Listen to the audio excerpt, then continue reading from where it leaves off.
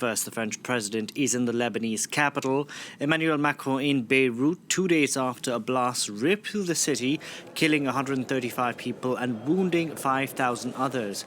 His visit comes a day after France responded to calls for help and sent aid and medical personnel to the country. After his meeting with Lebanon's president, Emmanuel Macron said the country will continue to sink if reforms aren't made.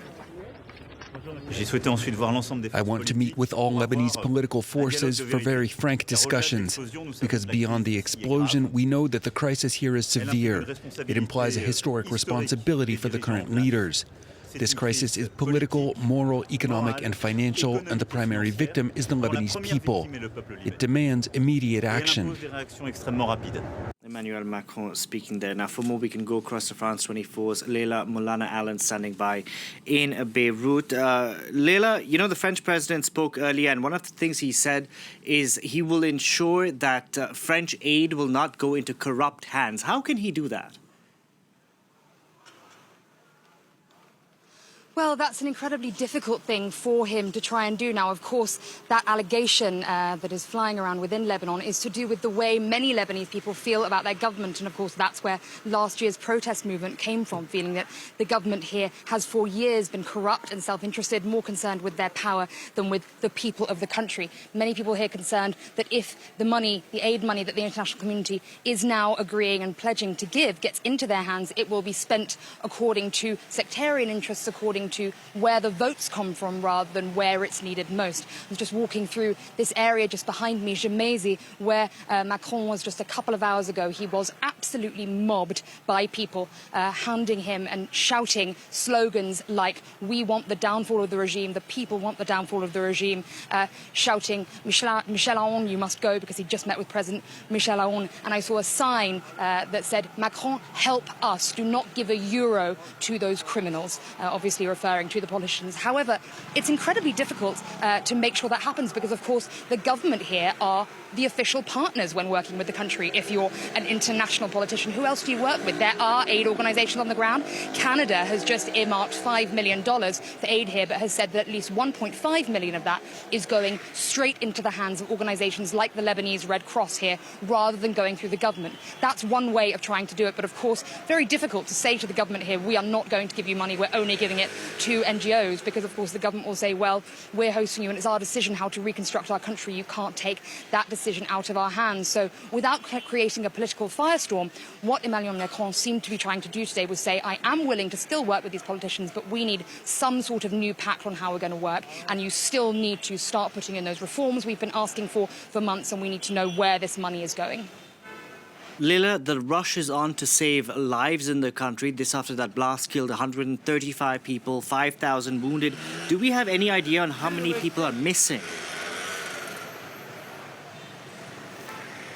There are hundreds of people missing, potentially thousands. There isn't currently one place where all those names are being gathered. People are trying to do that on social media.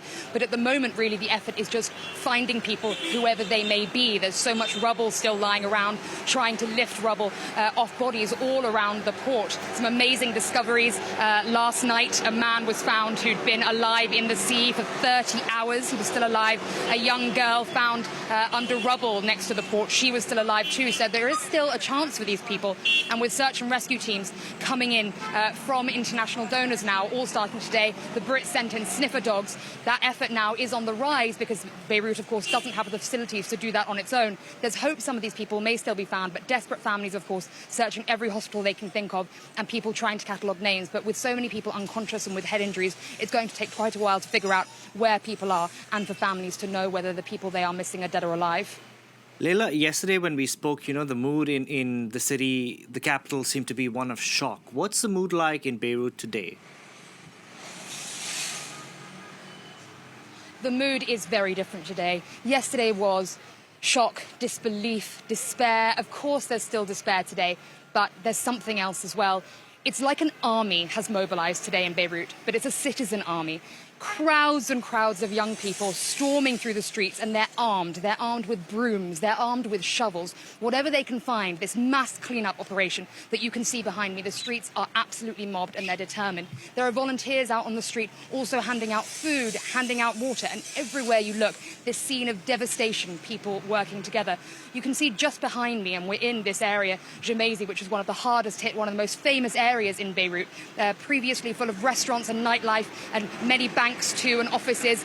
Almost every facade ripped off, and this building behind me, one of Beirut's central hospitals, completely destroyed. It's gutted. The windows gone, inside everything ripped apart, but outside they set up this temporary stall to try and give people sustenance while they work. Also, as I walk down this street, people handing out medicine, boxing up goods, food, medicine for people who are stuck in their homes. Everyone trying to rally together, and they really do seem absolutely determined that they will take this into their own hands. People saying to us, our government never does anything for us. They're not going to do anything for us now. We need to work together. And of course, that is something about this city, something about this country. This is what they do.